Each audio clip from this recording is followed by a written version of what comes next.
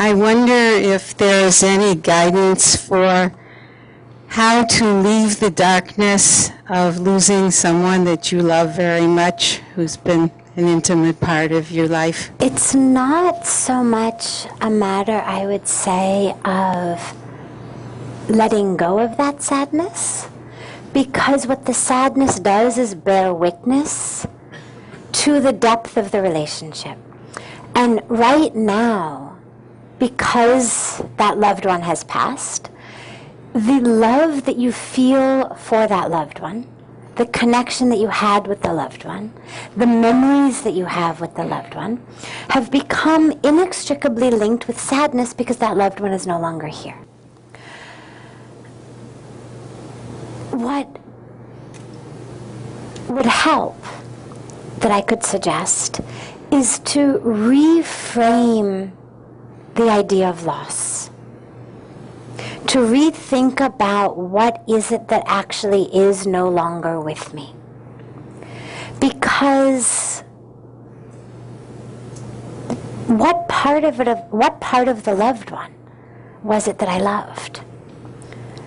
Was it the fingernails? Was it the fingers? Was it the hands?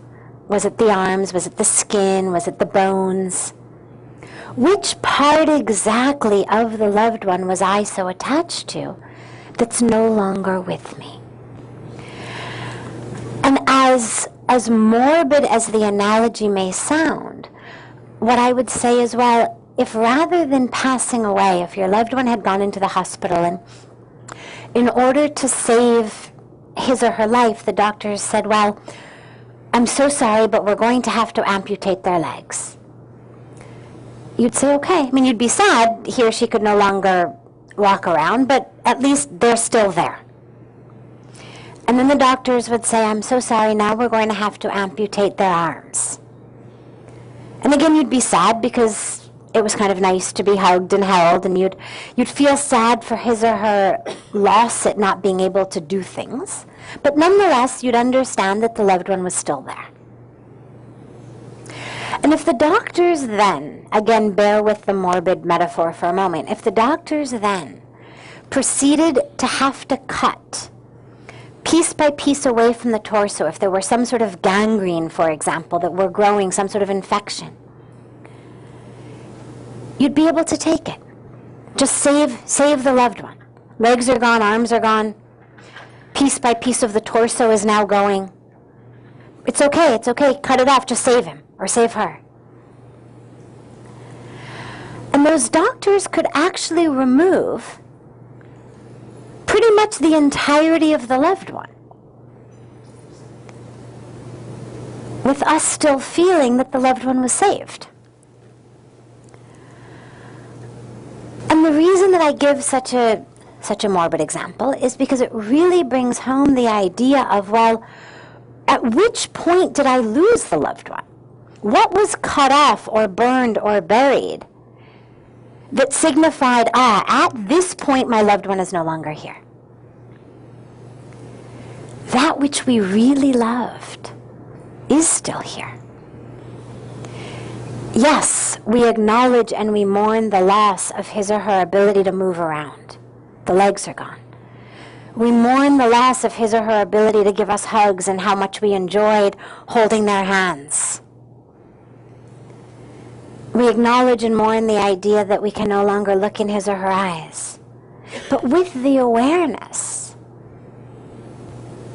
that actually the love and the connection was to something beyond the legs, beyond the hugs, beyond the hand-holding, beyond just looking in the eyes. We loved the loved one just as much when they went on a trip to California. Even though none of the body was still here, even if they didn't call us. So that connection and that love is actually of something that's completely separate from that which has been buried or cremated. And so I would offer you the possibility of realizing that along with the loss, there's also still stability. The core of that loved one, the core rather of your connection with that loved one, the essence of that, is still here. Puja Swamiji made reference earlier to the second chapter of the Gita, and one of the most poignant parts of that is when Krishna tells us the true soul, the self, cannot be cut by knives, cannot be burned by fire, cannot be wet by water, cannot be dried by the wind. So a coffin or a cremation ceremony is nothing in its face. That loved one is still here, but you are being challenged. We're so used to hearing our loved ones with these ears and seeing them with these eyes and holding them with these hands. We've sort of taken it for granted that, yeah, these hands can touch them, these eyes can see them. You're now being challenged. Can I see him or her with a different set of eyes? Can I hear him or her with a different pair of ears? Can I feel them on a deeper level than just the sensory neurons in my fingers? And that's the challenge that their passing has left you. But it doesn't mean they're gone. It just means a whole new challenge and pathway has opened for you. I've been living here and with the challenge to live with the smaller package, and that made me really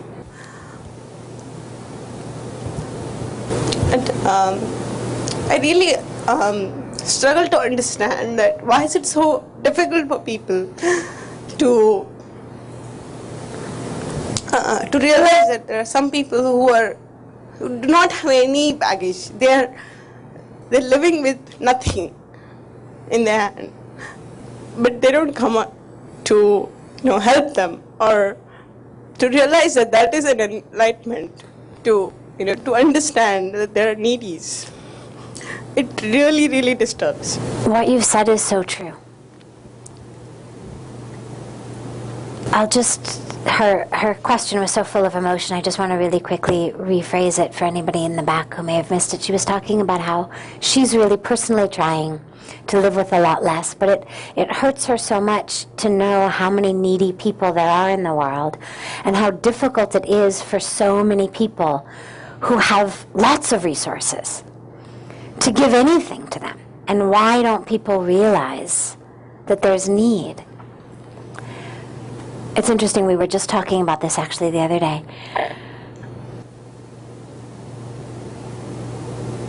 This society, one of the great downsides, challenges of this particular culture and society is it teaches us from the time we are very, very young to box ourselves up in this idea of individuality. We pay money to learn assertiveness training. I should learn how to make you do what I want you to do. But nobody goes anywhere to learn how I can adapt to what you want. Nobody goes to a course to figure out how can I have fewer needs. It's all about how can I make sure my needs get met. That's what the whole focus of this society is on. And what it does is it creates a culture of people who believe that the ultimate end and the ultimate goal is I should get what I need. And it insulates us from each other. And it's a horrible tragedy because on the one hand, it's a tragedy on both scales. If I only fulfill my needs, I'm actually not happy. I don't want to go into details on this because we're at the end, but there's lots and lots and lots of research in every field on actually how much happier and healthier on every level people are from a simple act, not even a life, an act of giving. how much a difference a simple few hours volunteering makes in people's immune system function, in how happy they're, in their stress levels. But we're not taught that. We're taught individuality, it's all about you. There can only be one at the top. Everybody should get out of my way, I have to be that one. There's only room for one. And it cuts us off from each other. And when we get cut off, we suffer, and the world suffers. And when we talk about spirituality, that's really what spirituality is. It doesn't matter what package of religion we put it under. The ultimate foundation of spirituality is pertaining to spirit. I mean, that's really what it means. Pertaining to spirit, of the spirit, related to spirit. Not related to this body versus your body and this empty space in between us, but of the spirit that flows through all of us. And so suddenly, when we commit ourselves to spirituality, other people's pain becomes our pain. Others' hunger becomes our hunger. As Pujya Swamiji talked about living with less, it's not so that I can give myself a gold star that I've lived with less. It's living with less because I have an awareness that there is a limited amount of resources. And in the same way that in a home, if you were sitting with a family around a table and there were one plate of chapatis in the middle of the table, nobody would take every chapati on the plate. It's inconceivable. There's no way a family member would reach over and grab the whole stack of chapatis. We understand intuitively, I take one, you take one, you take one. But for most of us, that image of family doesn't go outside of our four walls. And what the practice of spirituality is, can I extend that same sense? So when he talked about what we eat, what we wear, where we go, it's not just for my peace, my enlightenment, my health. I'm going to shed these layers so that I get enlightenment. It's because what I eat, what I wear, what I buy, has a direct impact on the rest of the world. Being a vegetarian, buying organic, buying fair trade, all these life choices that we make are not just so that we can feel good about ourselves, but they're very specifically and directly so that others can live at all. And that's why so many of those choices tend to come from people who are living a spiritual path. And that's why what we need in our world is that connection, is a shift in values from not me but we. Pujya Swamiji always says, when we move from I to we, illness becomes wellness. Our focus on I keeps us ill, but the shift from I to we turns illness to wellness. For ourselves, and for the needy people in the world, and for the planet herself, because she's also suffering. So it's wonderful to see that you're on the path, and hopefully it'll be contagious and spread wherever you go.